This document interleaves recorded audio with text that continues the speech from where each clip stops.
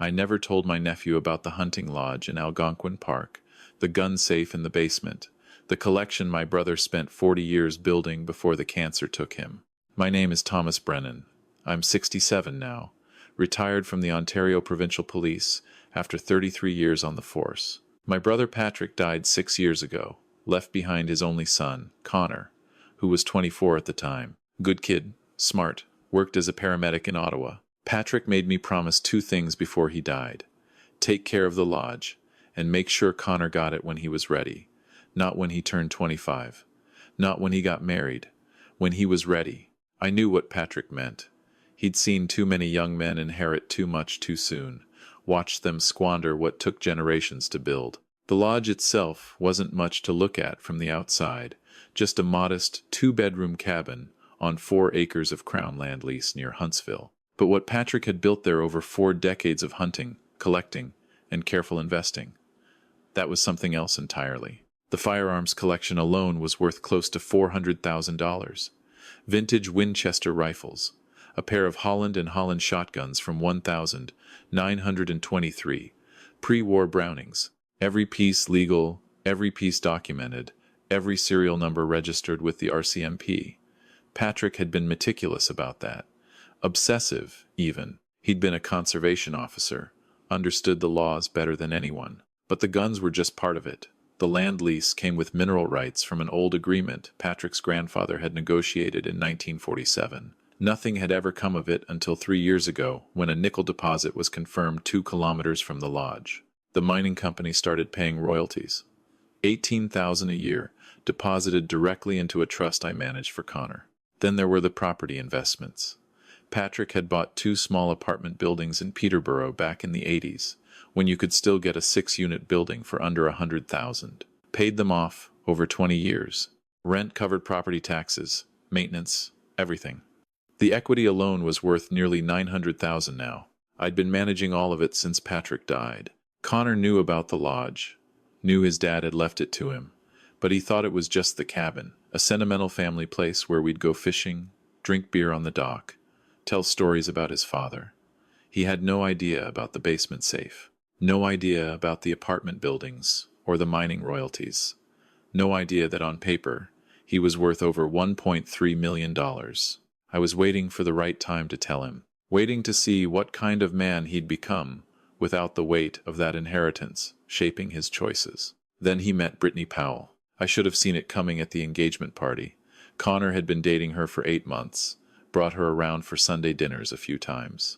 She was 31, worked in pharmaceutical sales, drove a leased BMW X5, smiled a lot, talked about her spin class instructor and her trips to Cuba. Nothing obviously wrong with her, but nothing that stood out as particularly right either. The party was at Connor's apartment in Ottawa.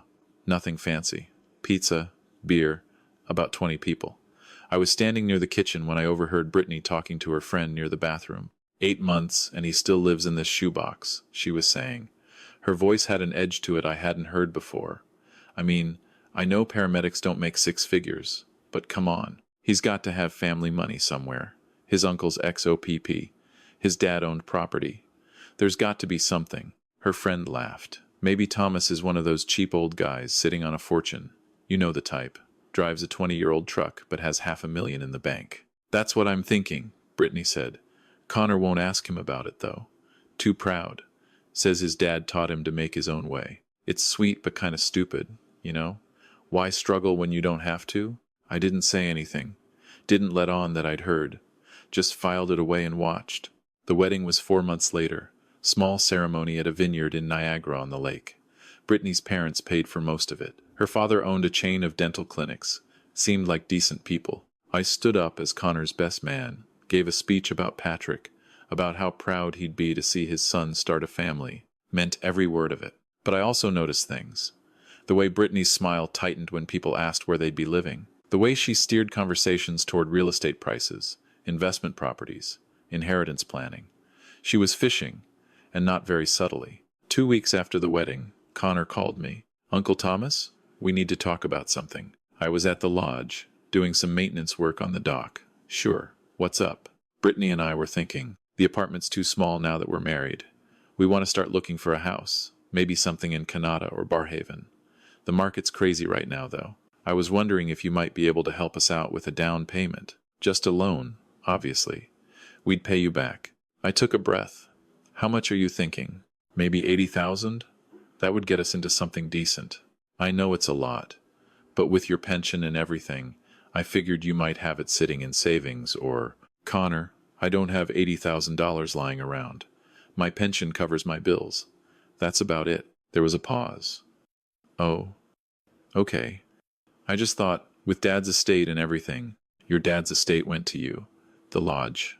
That's what he left you. Right. The cabin. Another pause. Brittany was actually thinking, maybe we could sell the lodge? I mean, neither of us really uses it, and if it's worth anything, we could. No.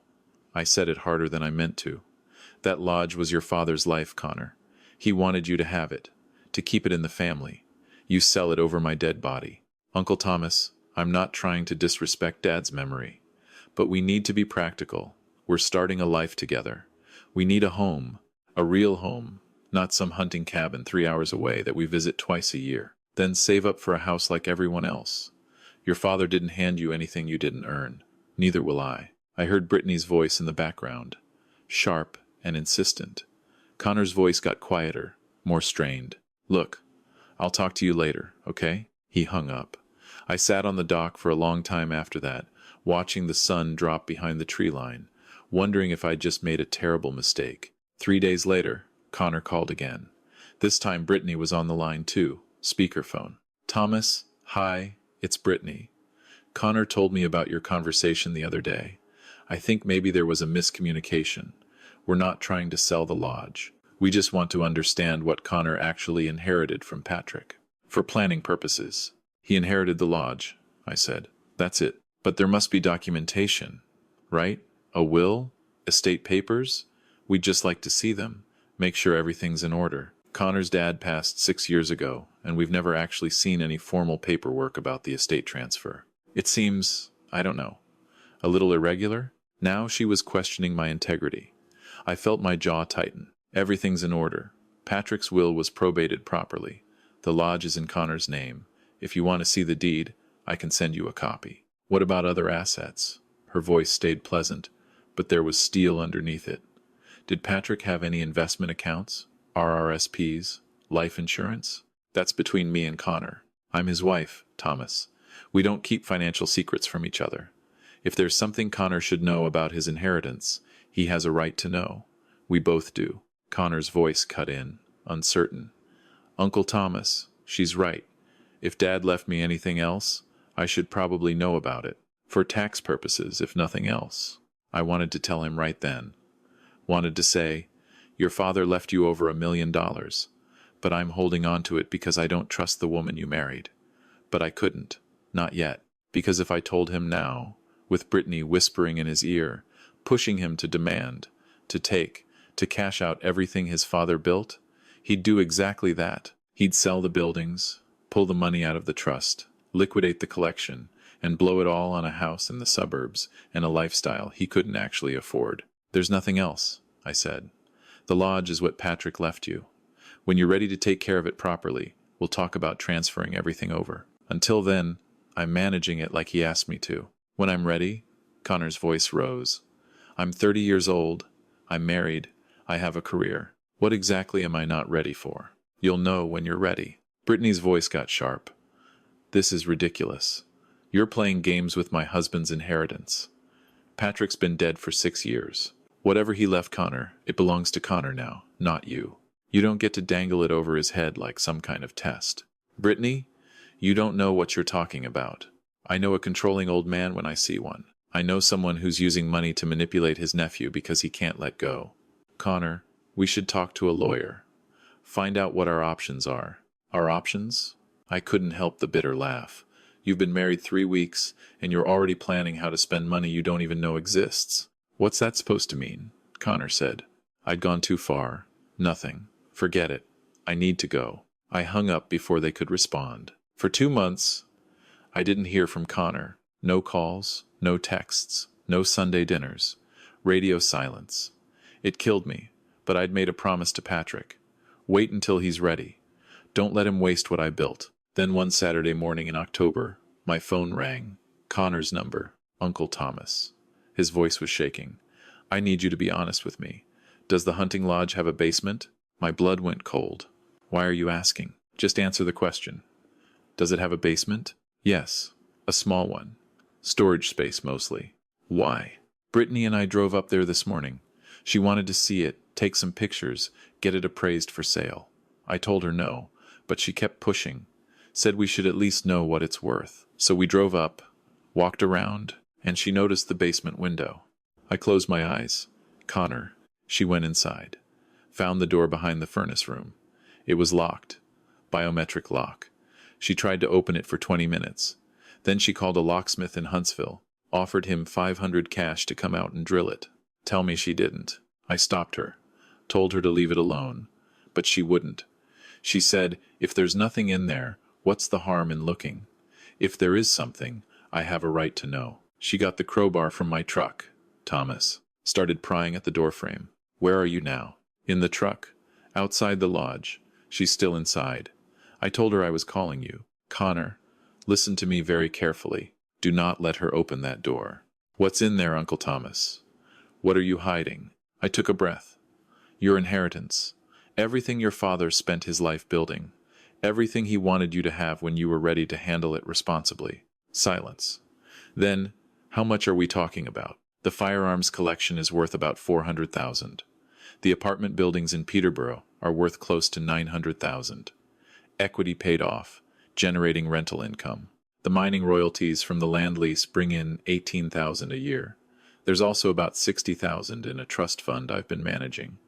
Money from selling your dad's truck and tools after he died. Altogether, about $1.3 million, give or take. More silence. I could hear his breathing, fast and shallow. $1.3 million.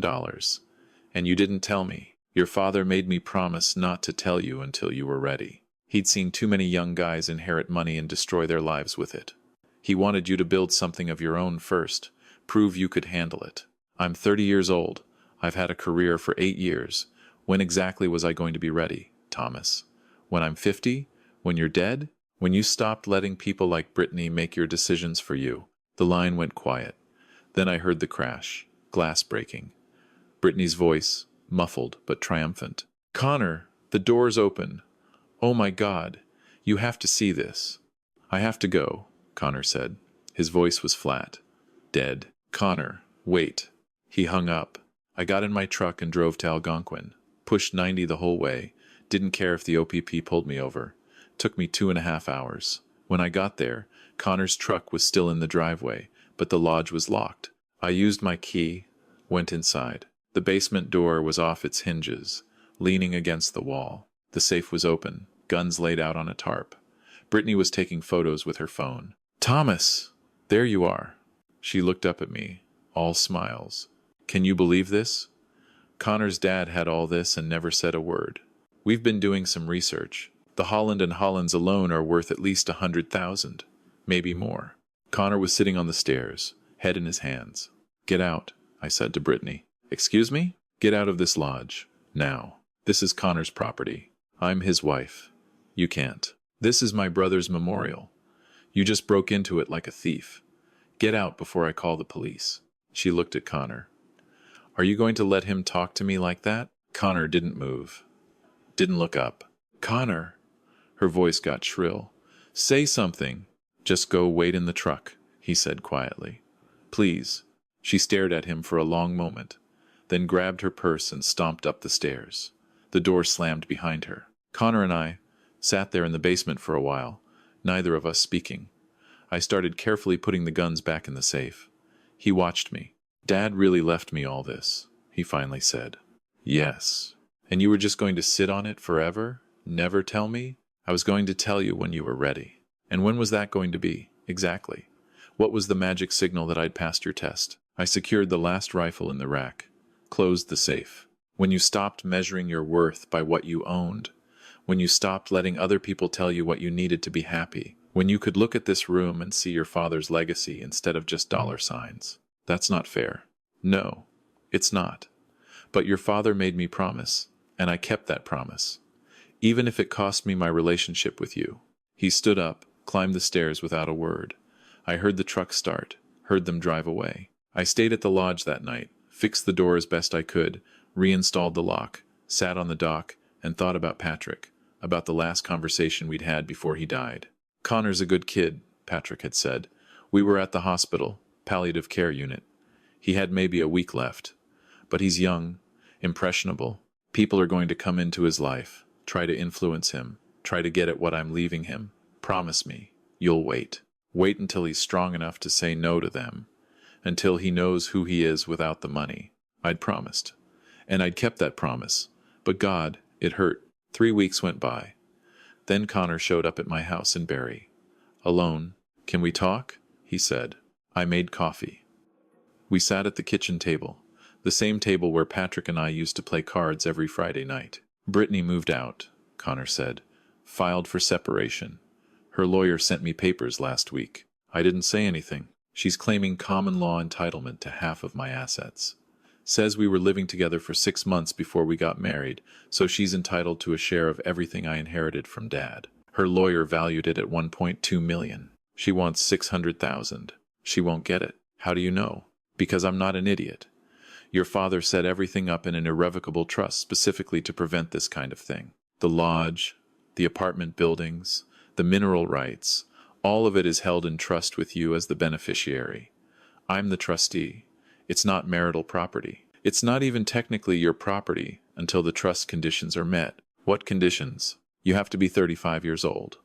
Or you have to demonstrate financial responsibility and independence for a period of 5 consecutive years, as determined by the trustee. Me. Connor stared at me. 5 years. That's why you were waiting. Your father was very specific. He'd seen it happen too many times. Guys getting married young, getting divorced, losing everything. He wanted to make sure you were protected. So what happens now? Brittany's lawyer will request copies of the trust documents. They'll see the conditions. They'll realize she has no claim. Case closed. And if I'd told her about the trust before we got married, she probably would have pressured you to break it somehow, or waited 5 years and then divorced you. Either way, you'd have been at risk. He was quiet for a long time. Then, "I thought you were just being controlling. Thought you didn't trust me. I didn't trust your judgment. Not about her. I'm sorry for that, but I'm not sorry I kept my promise to your father. She told me you were manipulating me, that you were keeping my inheritance from me because you wanted power over me. And you believed her. For a while." "Yeah." He looked down at his coffee. "She was very convincing. Made it seem like you were the problem, not her. I wanted to believe her because I loved her. Or thought I did. Love makes us stupid sometimes. Your father knew that. That's why he put the safeguards in place." "When did he set up the trust?" 2 months before he died. He was very clear about what he wanted.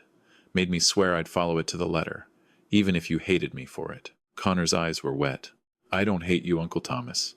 I'm sorry I ever said those things on the phone. You were standing up for your wife. Can't fault you for that. She wasn't trying to build a life with me. She was trying to cash out. I know. You knew from the start, didn't you? At the engagement party, I had suspicions. Heard a conversation I wasn't supposed to hear. After that, I watched, waited, hoped I was wrong.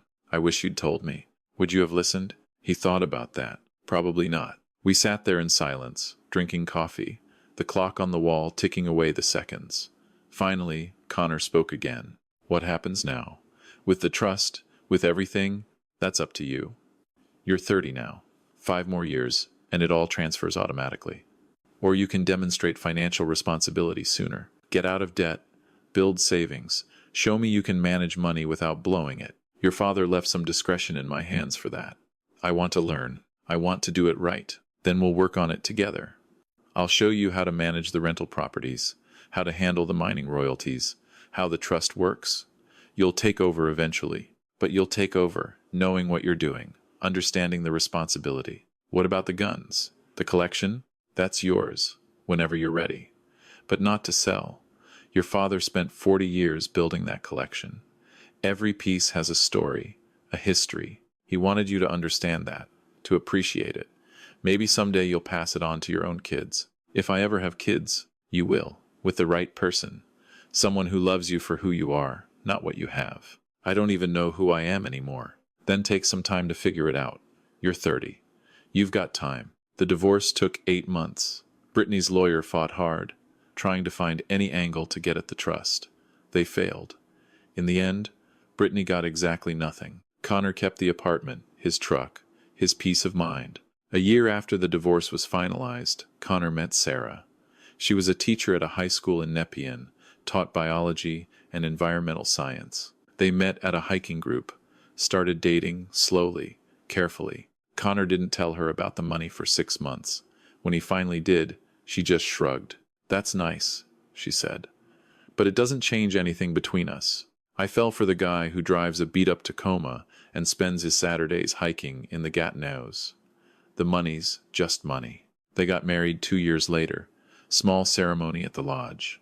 I officiated, said a few words about Patrick, about legacy and patience and trust. Connor's eyes stayed dry until I mentioned his father's last wish, that Connor find someone who saw him, really saw him, for who he was. Sarah got pregnant 4 months after the wedding. Connor called me the day they found out. "We're having a girl," he said. His voice was shaking with joy. "We want to name her Patricia, after Dad, if that's okay with you. Your father would have been honored." "Uncle Thomas?"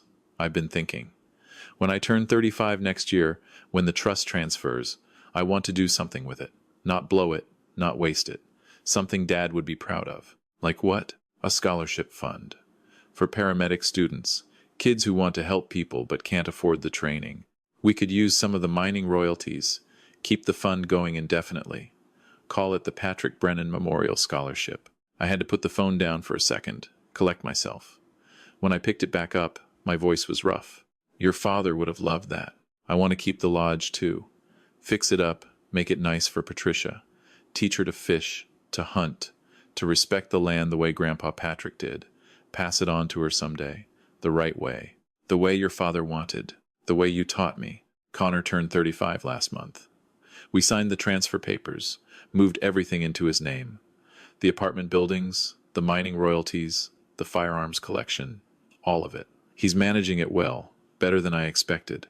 The scholarship fund is up and running, already helped 6 students through paramedic college. Little Patricia is 3 now. Last weekend, Connor brought her up to the lodge, her first visit. I was there, working on the dock, same spot where I'd been sitting when Connor called about Brittany all those years ago. Patricia ran down to the water, Sarah close behind her. Connor stood next to me, watching his daughter squeal with delight at the minnows swimming near the shore. "Thank you," he said quietly, "for keeping your promise to Dad, for not giving in when I was being an idiot." "You weren't an idiot. You were young. There's a difference. If you'd told me about the money back then, if you'd just handed it over when Brittany was pushing, I would have lost everything. The buildings, the collection, probably even the lodge. She would have taken it all in the divorce. Your father knew. That's why he set it up the way he did. He was smarter than I gave him credit for. He loved you, wanted to protect you, even after he was gone. That's not about being smart. That's about being a father." Connor put his hand on my shoulder. "You did the same thing. Took all the heat. Let me hate you for a while, just to keep Dad's promise. I'll never be able to repay that. You already have. You're being a good father yourself. That's all the repayment I need." Patricia came running back up the dock. Muddy hands, huge smile. "Grandpa Thomas, I saw a turtle." I knelt down to her level. "Did you now? Was it a big turtle or a little turtle?" "Little, this big." She held her hands about 6 inches apart. "Daddy says great-grandpa Patrick used to catch turtles here when he was a little boy." "He did. And frogs too. Want me to show you where?" She nodded enthusiastically. I took her hand, started walking toward the shore. Connor and Sarah followed, arm in arm, smiling. Behind us, the lodge stood solid, the basement locked again, the collection safe and secure, waiting for the next generation, waiting for Patricia to grow up, to learn what it means to inherit something built with love and patience and care, waiting for her to be ready, because that's what real inheritance is. Not money handed over thoughtlessly, not wealth transferred without wisdom. It's the lessons passed down, the values instilled, the patience to wait until someone's truly ready to receive what you've built. Patrick understood that. He made me promise to wait, to protect, to teach. And in doing so, he saved his son from making the biggest mistake of his life. Some people will say I was wrong to keep the secret so long, that Connor had a right to know about his inheritance the day he turned 18. But rights and responsibilities are two different things. You can have a right to something and still not be ready for it. Connor's ready now. He proved it by building a life he's proud of before he knew the money existed. He proved it by choosing Sarah, a woman who loved him for who he is, not what he has. He proved it by wanting to use Patrick's legacy to help others, to create something meaningful instead of just consuming what his father built. That's what being ready looks like. And it was worth the wait. If you're reading this, if you're in a position where you're managing an inheritance for someone younger, someone you love, I'll tell you what I learned. Don't rush. Don't let guilt or pressure or their anger convince you to hand over something they're not ready to handle. Your job isn't to be liked. Your job is to honor the person who trusted you and to protect the person who will eventually benefit. Watch for the signs. Not the age milestones, not the superficial markers of adulthood. Watch for wisdom. Watch for humility. Watch for the ability to say no to easy money, to choose character over comfort, to value relationships more than possessions. And when you see those signs, when you know in your gut that they're ready, then you transfer everything. Not before. Even if it takes years, even if they hate you for a while, even if people call you controlling or manipulative, or worse. Because in the end, the greatest gift you can give someone isn't money. It's the wisdom to use it well. And that wisdom can't be inherited. It has to be earned.